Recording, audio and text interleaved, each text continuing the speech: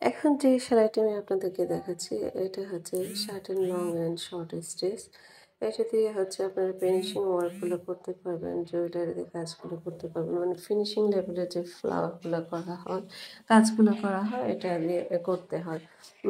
আর এই কাজটা করার জন্য ডাবল শেডের সুতা ইউজ করা ভালো। মানে ১ম লেয়ারটা এক কালার, সেকেন্ড লেয়ারটা আরেক কালার, তারপরে থার্ড লেয়ার দিলে আরেকটা কালার। এভাবে করলে ভালো হয়। বাট আমি ছোট্ট একটা বাগান বিলাসের ফুল করতেছি, তো আমার কাছে একটা শ্যাট সুতা ছিল, ওইটা দিয়েই আমি করছি। শুধু দেখুন, আর এই কাজটা করার পর কিন্তু দেখতে ভীষণ সুন্দর লাগে।